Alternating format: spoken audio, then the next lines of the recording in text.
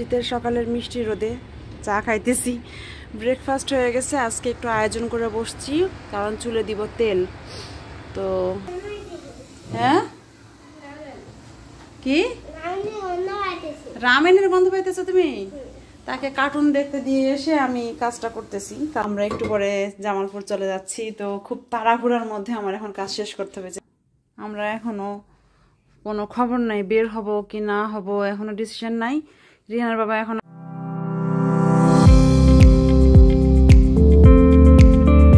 আসসালামু আলাইকুম এভরিওয়ান, আবার চলে আসলাম নতুন আর একটি ব্লগ নিয়ে। আর শীতের সকালের মিষ্টি রোদে চা খাইতেছি। ব্রেকফাস্ট হয়ে গেছে, আজকে একটু আয়োজন করে বসছি কারণ চুলে দিব তেল। তো চুলের একটু পরিচর্যা করা দরকার মাঝে মাঝে। আর শীতের সকালটাতে এই সময়টাতে একটু ফ্রি, কারণ আজকে আমার তেমন একটা কাজ নাই। রান্নাবান্নার ঝামেলাও কম কম, যেহেতু মানুষ কম বাসায়, তো আর কেউ নাই, আমি আর রাইয়ান আপাতত। তো রান্নাবান্নার ঝামেলাতে তেমন একটা যাচ্ছি না, চা খাচ্ছি আর মিষ্টির রোদ পোহাচ্ছি। তো এই যে চুলের যে মিক্সচার, এটা তো আপনারা জানেনই, খুব সহজে আমি এটা করে ফেলি। তো এই অ্যালোভেরাটা শীতের মধ্যে দেখা যায় যে অ্যালোভেরাটা খুব কার্যকর চুলের জন্য, সব সময় কার্যকর, বাট শীতের দিনে একটু এক্সট্রা কেয়ার দরকার হয় খুশকির জন্য, যার জন্য আমি অ্যালোভেরাটা ইউজ করব। আর আপনারা তো আমার ভিডিও দেখেন, তো ভিডিও দেখার আগে অবশ্যই আমার ভিডিওগুলো একটু সাবস্ক্রাইব করে দিবেন। তো ভিডিও সাবস্ক্রাইব করার আগেও একটা কাজ আছে, বেল আইকনে যদি আপনারা একটু ক্লিক করেন, তো তাতে আপনারা নোটিফিকেশানগুলো পেয়ে যাবেন। আমার ভিডিও যখন আমি আপলোড দিচ্ছি সঙ্গে সঙ্গে নোটিফিকেশানগুলো পেয়ে যাবেন। তো আমার ভিডিও যদি আপনাদের ভালো লেগে থাকে অবশ্যই আমার ভিডিওগুলো একটু সাবস্ক্রাইব করে দিবেন, বেল আইকনে অবশ্যই প্রেস করবেন, তাহলে নোটিফিকেশান চলে যাবে এবং লেটেস্ট ভিডিওগুলো আপনারা দেখতে পাবেন। শীতের সকালে মিষ্টি রোদে চা খেতে কিন্তু অনেক ভালো লাগে। আর এই মিষ্টি রোদটা উপভোগ করার জন্য আমি এই যে ম্যাটটা এখানে কিনেছি, যে ম্যাটে বসে আমার এই জায়গাটা খুবই প্রিয়। যদিও আমি এখন ওইভাবে করে ডেকোরেশন করে উঠতে পারি নাই, তো ধীরে ধীরে ডেকোরেশন করার ইচ্ছা আছে। সব কিছু কি বলবো, যে প্ল্যান মাফিক সব কিছু করতে চাচ্ছি, বাট এই ঝামেলা সেই ঝামেলা, নানান ঝামেলাতে হচ্ছে না। ঝামেলার পরে ঝামেলা। রিহানার বাবার এত কাজের প্রেশার, কালকে আসছে 10:30 পৌনে 11টার সময়, আজকে আবার কখন আসবে শিওর না। এর মধ্যে আমার ভাই আদনান, ওর আপডেটটা একটু দিয়ে দে, ওর একটা ছোটোখাটো অপারেশন হচ্ছে আজকে, কিন্তু আমি এত দূর থেকে একা একা যাবো কীভাবে বাচ্চা নিয়ে, এটা বুঝে উঠতে পারতেছি না। তো আমি ওটা নিয়েও একটু আপসেট। দিকে রিফার বেবি হয়েছে, ও তো আসলে বুঝতেই পারতেছেন, সিজারিয়ান সেকশন হয়েছে, তো ও তো অসুস্থ। সব কিছু মিলে কেমন একটা চারপাশে যে বিপদ এইরকমই যাচ্ছে সবারই। রিহানার বাবা ব্যস্ত, ও একটা ঝামেলার মধ্যে, দৌড়াদৌড়ির মধ্যে ও সময় বের করতে পারতেছে না। আমি এখান থেকে একা একা মুভ করার মতো অবস্থা নাই, এদিকে ওরা ওখানে ওই অবস্থা, মনটা আসলে একটু আপসেট। তো এই যে দেখেন সিটিং অ্যারেঞ্জমেন্টটা, তো মন আপসেট হলে কি হবে, দিন তো থেমে থাকে না, সময় থেমে থাকে না, কোনো কিছু থেমে থাকে না, এইভাবে করে আমাদের চলতে হয়। তো আমরা হয়তো যারা ব্লগ করি, আমাদের সব সমস্যাগুলো কিংবা আমাদের সব কষ্টগুলো আপনাদের সাথে সব সময় শেয়ার করি না, কিন্তু তাই বলে যে আমাদের জীবনে কোনো দুঃখ নাই, কষ্ট নাই তা না। সব সময় যে শুধু আনন্দ আর আনন্দ, তাও কিন্তু না।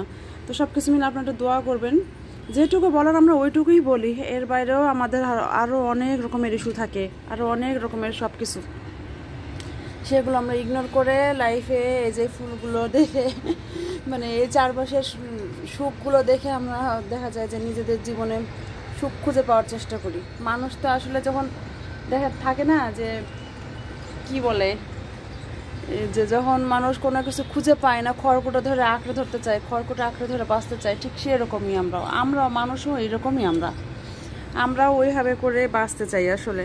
সব কিছু মিলাইয়ে যখন চারপাশে বিপদ কিংবা সব কিছু, তার মধ্যেও এক টুকরো সুখ খুঁজে নিয়ে তার মধ্যে আমরা বাঁচতে চাই। রান্না শুরু করে দিয়েছি, তো মুরগি রান্না করবো। দেখেন, তো এই যে আলু দিয়ে মুরগি, অল্প করে একটু মুরগি রান্না করবো আজকে। রান্না বান্না ঝামেলা কম, ভাতও আছে ফ্রিজে মাছ ছিল ফ্রোজেন, রান্না করা ছিল, সেটাই আবার এই যে ভাত বসাইছি রায়নের জন্য, মেনলি রায়নের জন্য ভাতটা বসাইছি আমি। ঠান্ডা যাচ্ছেই না আমার কাশিটা। মুরগিটা রান্না করব, কালকের বেগুন ভর্তা একটু আছে ফ্রিজে, মাছ আর মাছ আলু দিয়ে ঝুরি ঝুরি করে আলু দিয়ে মাছের তরকারি আছে, ওটা দিয়ে আমার হয়ে যাবে। মরিচ ভেজে রাখলাম, যেহেতু মরিচ আমাদের বাসায় খাওয়ার পাবলিক আছে 2 জন, তো মরিচ ভাজা একেবারে শেষ। ভর্তা টর্তা যে কোনো কাজে খুবই মানে ভাজা থাকলে খুবই সুবিধা হয়। তো এই যে বয়ামে দেখেন ভেজে ভেজে রাখি, তো মরিচ ভাজা শেষ হয়ে গেছে এখন, এই জন্য। আর যে হ্যাঁ কি রামেনের গন্ধ পাইতেছো তুমি? তাকে কার্টুন দেখতে দিয়ে এসে আমি কাজটা করতেছি, কারণ হাই হাই ভাত উতলে যাচ্ছে, না হলে সে সারাক্ষণ বলতে থাকে, তার কিছু করার নেই, ভালো লাগে না, যার জন্য তাকে সব কাজ করতে দিয়ে এসে মানে টিভি দেখতে দিয়ে এসে আমি পরোটা খাবে। সে অলরেডি নাস্তা করছে, কিন্তু পরোটা খাবে। রান্নাটা শেষ করে তারপর পরোটা ভেজে দিব নি। হ্যাঁ ওকে চল।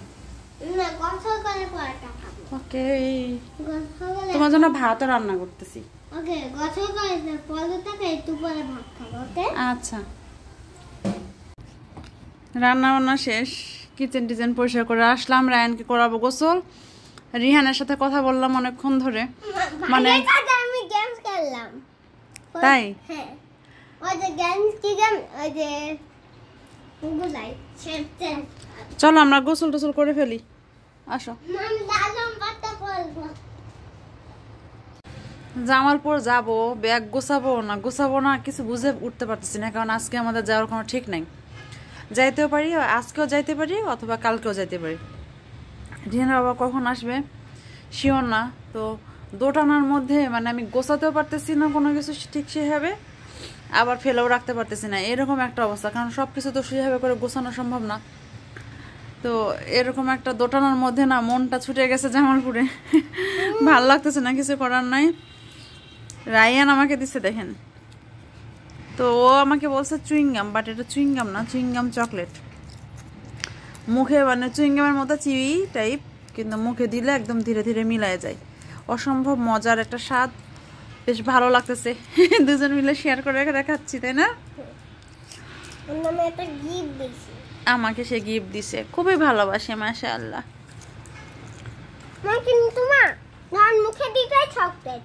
হ্যাঁ মুখে দিলেই শক্ত, একটু চাবাইতে চাবাইতে চিবি চিবি। জামাটা বেশি বেশি একটু মানে হাতার কাছটা একটু মনে হইতেছে টাইট টাইট, একটু ঢিলা করি হাতাটা, এই জন্য বসলাম। উনো নিয়ে যাইতে বলছে রিহান, মানে সব কিছুই অগোছালো, মানে কি করব মানে বুঝে উঠতে পারতেছি না। যা আজকে যাওয়া হবে, একটু পরে যাওয়া হবে কিনা সেটা শিওর না। রিহানের বাবা কখন অফিস থেকে আসবে, আসলে কি করব কিছুই বুঝে উঠতে পারতেছি না। এই জন্য কোনো কিছু ভালো না লাগার মতো অবস্থা, কোনো গোছায়ও উঠতে পারতেছি না, না গোছায়ও উঠতে পারতেছি না। এদিকে চন্দ্রমল্লিকা গাছে অসম্ভব পিঁপড়া ধরছে, আমি একটু সাবান পানি স্প্রে করে দিলাম একটু আগেই, দেখেন মরছে পিঁপড়া, কাজ হয়েছে একটু। তো পিঁপড়া জ্বালা যন্ত্রণায় গাছগুলো টিকতে পারতেছিল না, এত ফুল ফুটছে গাছগুলা, মানে পিঁপড়া দিয়ে অস্থির অবস্থা। পরে একটু সাবান পানি স্প্রে করলাম। সূর্য চলে যাচ্ছে অস্ত, শেষ বিকেলের আলো, বাইরে এখনই কুয়াশা, শীতের সন্ধ্যা নেমে আসছে এই কুয়াশার মধ্যে। তো আমি কাপড় কিছু তুললাম, হালকা পাতলা ভিজা, মানে শীতের দিন এত সকালে কাপড় ধোয়ার পরও কাপড় সহজে শুকাইতে চায় না।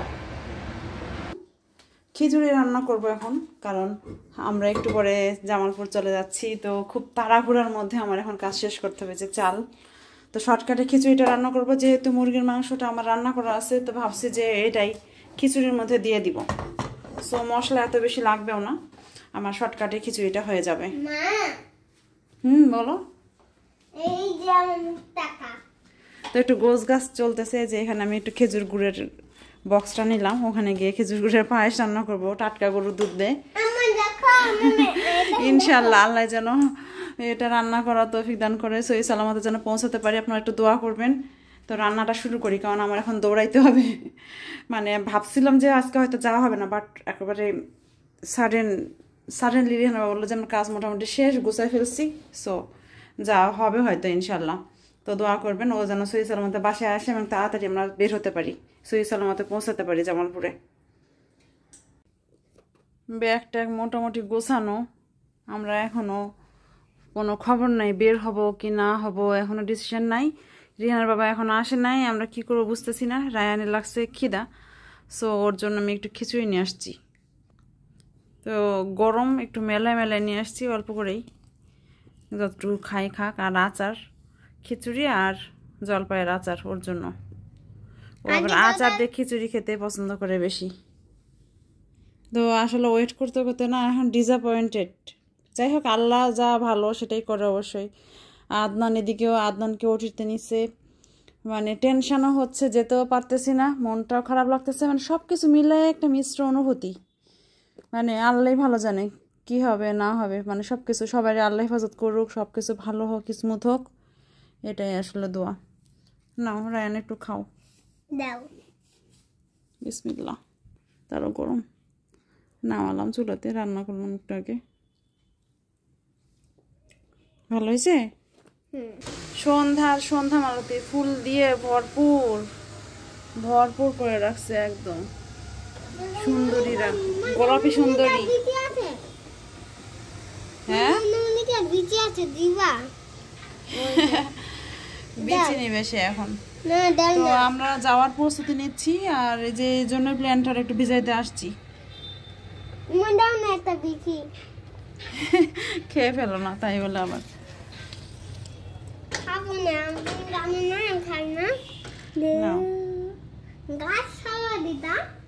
গাছ সহ বলে দিব, গাছ ছিঁড়া যাবে রাতের বেলা। গাছ ঘুমায় তো, রাতের বেলা গাছ ছিঁড়তে হয় না।